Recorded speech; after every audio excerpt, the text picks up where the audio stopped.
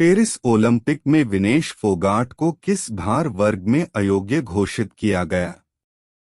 आपका सही जवाब है ऑप्शन ए 50 किलोग्राम। पेरिस ओलंपिक में विनेश फोगाट को 50 किलोग्राम भार वर्ग में अयोग्य घोषित किया गया।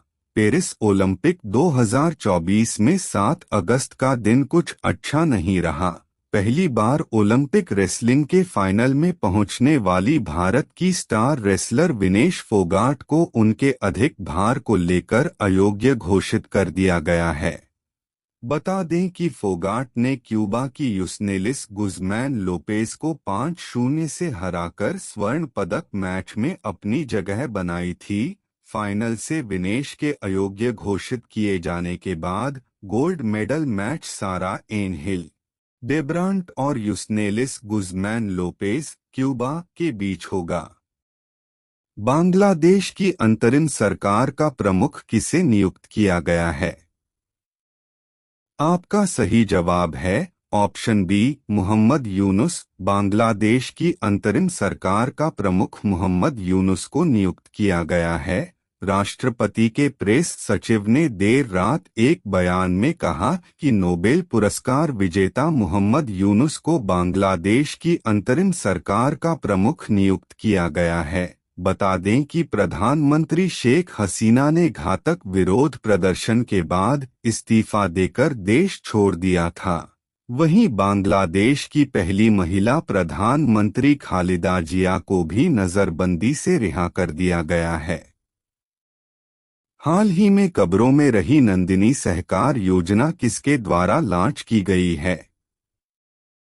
आपका सही जवाब है ऑप्शन बी एनसीडीसी। हाल ही में कब्रों में रही नंदिनी सहकार योजना एनसीडीसी के द्वारा लॉन्च की गई है। राष्ट्रीय सहकारी विकास निगम एनसीडीसी द्वारा लॉन्च की गई नंदिनी सहकार योजना वित्तीय सहायता, परियोजना निर्माण, हैंड होल्डिंग और क्षमता विकास की एक महिला केंद्रित योजना है। इसका उद्देश्य एनसीडीसी के दायरे में महिला सहकारी समितियों को व्यवसाय मॉडल आधारित गतिविधियों को शुरू करने में सहायता करना है। बता दें कि महिला सहकारी समितियों द्वारा परियोजनाओं को वित्तीय सहायता की कोई न्यूनतम या अधिकतम सीमा नहीं है।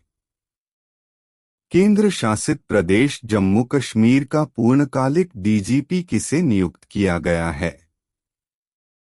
आपका सही जवाब है ऑप्शन ए आर स्वैन। केंद्र शासित प्रदेश जम्मू कश्मीर का पूर्णकालिक डीजीपी आर स्वैन को नियुक्त किया गया है। गृह मंत्रालय ने हाल ही में आर स्वैन को जम्मू कश्मीर का पूर्णकालिक डीजीपी नियुक्त किया है। अभी तक वह डीजीपी जम्मू कश्मीर का अतिरिक्त प्रभार संभाल रहे थे।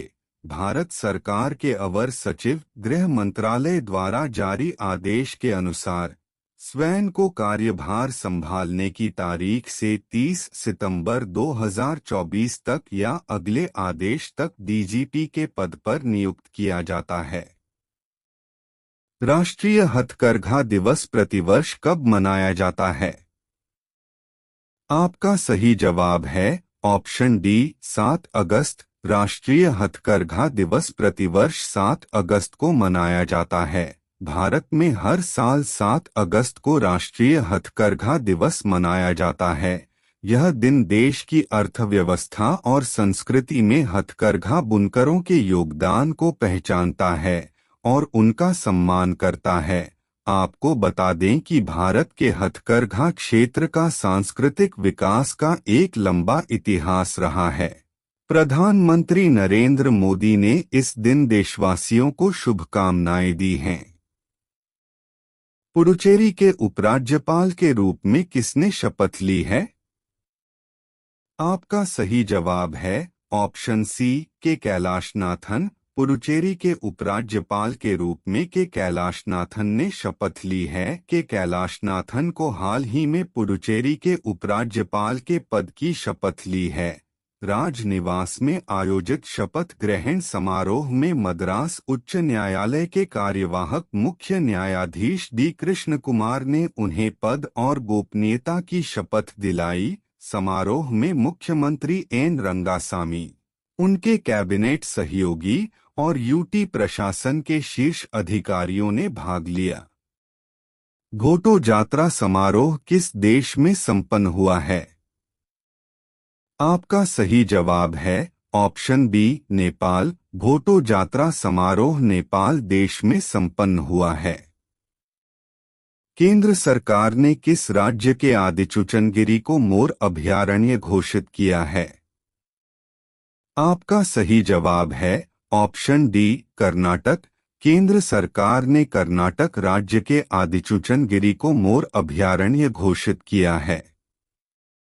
फिजी के सर्वोच्च नागरिक सम्मान Companion of the Order of Fiji से किसे सम्मानित किया गया है? आपका सही जवाब है option B Draupadi Murmu. Fiji के सर्वोच्च नागरिक सम्मान Companion of the Order of Fiji से द्रौपदी मुर्मू को सम्मानित किया गया है। भारत ने पहले बहुराष्ट्रीय हवाई अभ्यास तरंग शक्ति 2024 की मेजबानी किस राज्य से की है? आपका सही जवाब है ऑप्शन सी तमिलनाडु। भारत ने पहले बहुराष्ट्रीय हवाई अभ्यास तरंग शक्ति 2024 की मेजबानी तमिलनाडु राज्य से की है।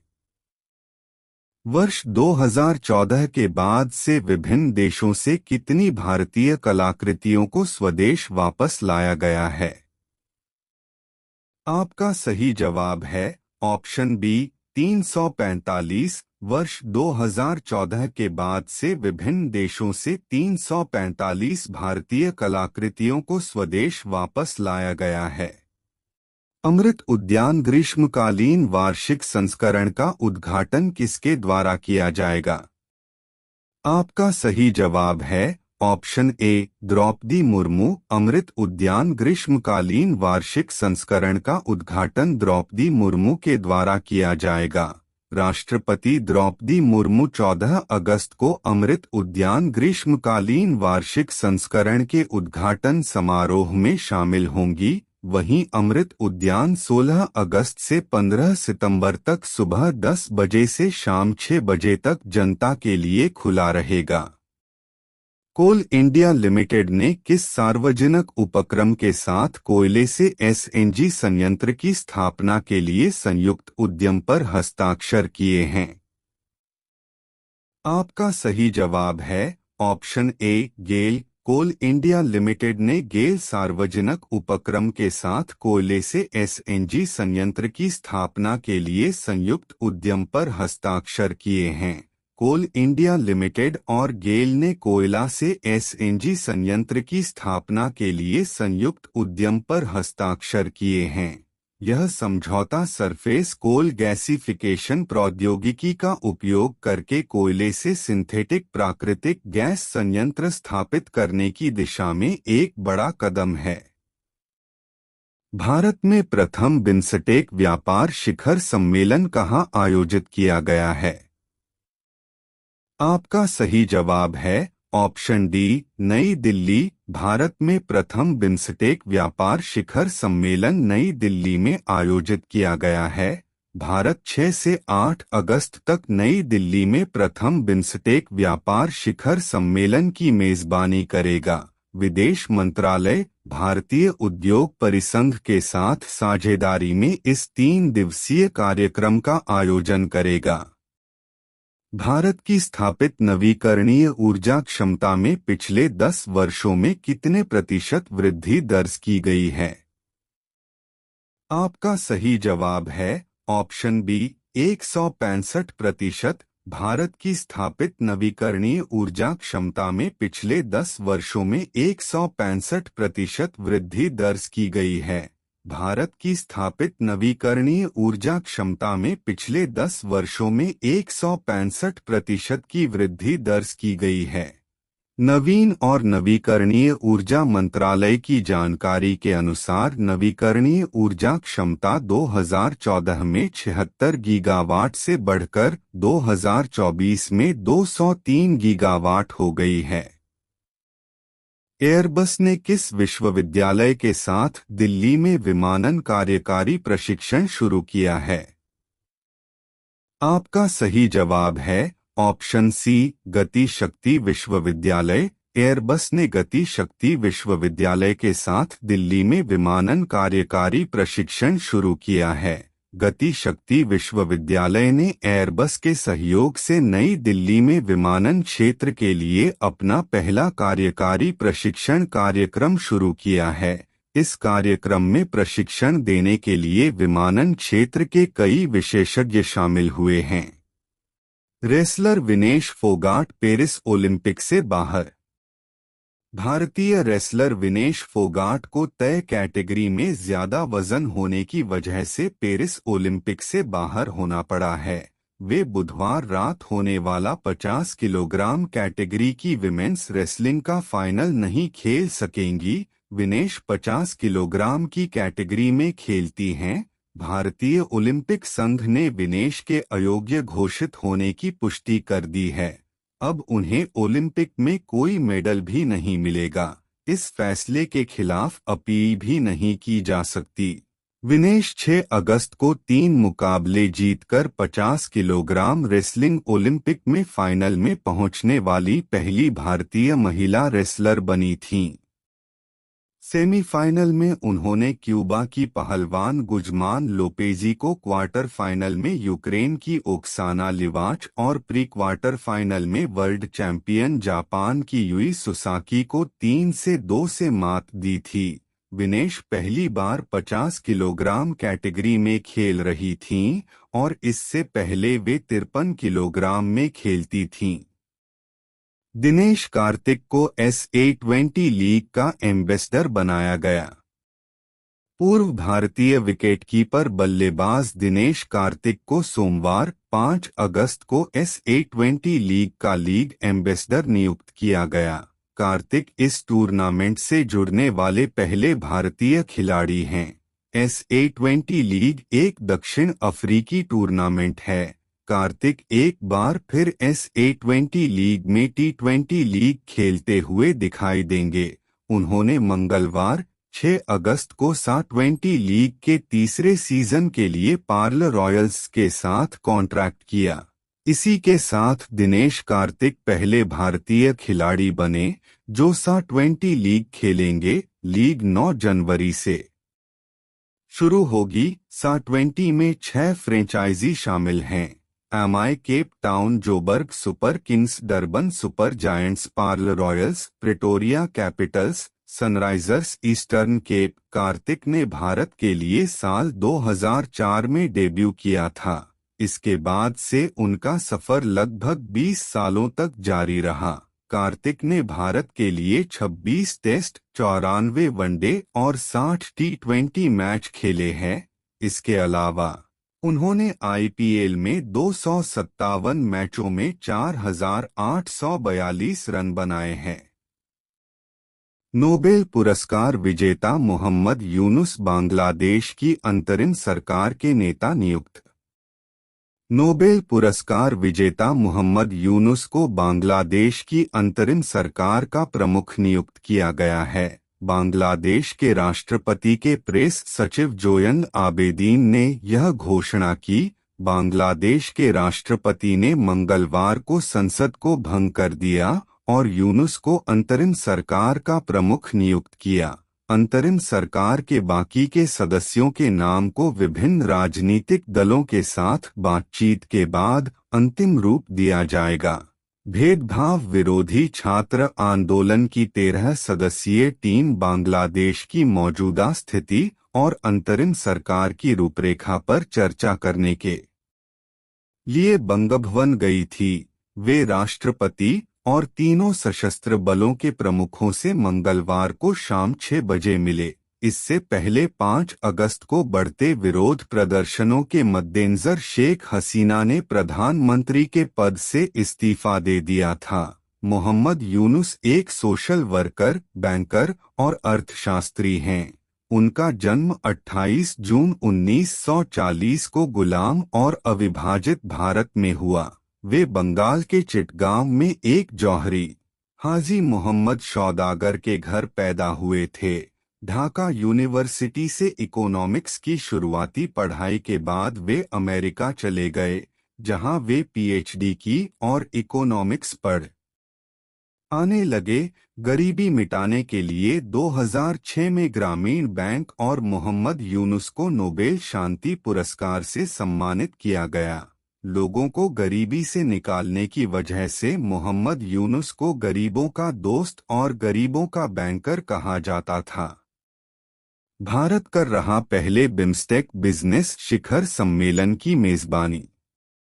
भारत 6 से 8 अगस्त तक राजधानी दिल्ली में पहले बिम्स्टेक बिजनेस शिखर सम्मेलन की मेजबानी कर रहा है। विदेश मंत्रालय, भारतीय उद्योग परिसंघ के सहयोग से 3 दिवसीय इस कार्यक्रम का आयोजन किया जा रहा है। बिम्स्टेक का पूरा नाम Bay of Bengal Initiative for Multi Sectoral Technical and Economic Cooperation है। विदेश मंत्री एस जयशंकर व्यापार शिखर सम्मेलन का उद्घाटन किया। कार्यक्रम में व्यापार, वाणिज्य, उद्योग और ऊर्जा क्षेत्र के बिम्स्टेक सदस्य देशों के कई मंत्री, सीनियर अधिकारी, नीति निर्माता, उद्यमी और उद्योग संघ भाग ले रहे हैं।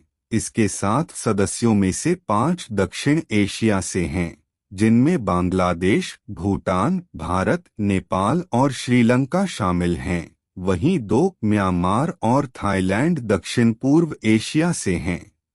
बिम्स्टेक को बैंकॉक डिक्लेरेशन 1997 के तहत स्थापित किया गया था। इसका मकसद बंगाल की खाड़ी से लगे देशों में तीव्र आर्थिक विकास, सामाजिक प्रगति को बढ़ावा देने और साझा हितों के मुद्दों पर समन्वय स्थापित करने के लिए सकारात्मक वातावरण बनाना है। शुरुआत में इसमें 4 देश थे और इसका संक्षिप्त नाम बिस्टीसी, बांग्लादेश, भारत, श्रीलंका और थाईलैंड आर्थिक सहयोग था। 1997 में म्यांमार के शामिल होने के बाद इसका नाम बदलकर बिम्स्टीसी कर दिया गया। साल 2004 में नेपाल और भूटान के इसमें शामिल होने के बाद संगठन का नाम बदलकर Bay of Bengal Initiative for Multi Sectoral Technical and Economic Cooperation कर दिया गया। पाकिस्तान ने भी इसमें शामिल होना चाहा था, लेकिन उसे अलग रखा गया है। Confederation of Indian industry CII की स्थापना 1895 में इंजीनियरिंग और आयरन ट्रेड्स एसोसिएशन के रूप में की गई थी। 1992 में इसका नाम बदलकर कॉन्फेडरेशन ऑफ इंडियन इंडस्ट्री यानी भारतीय उद्योग परिसंघ कर दिया गया। यह भारत के सबसे पुराने व्यापारिक समूहों में से एक है, जो भारतीय उद्योगों और व्यवसायों के हितों का प्रतिनिधित्व करता है। CII का हेडक्वार्टर नई दिल्ली और अध्यक्ष संजीव पुरी हैं। भारत सरकार ने राष्ट्रीय विज्ञान पुरस्कारों की घोषणा की।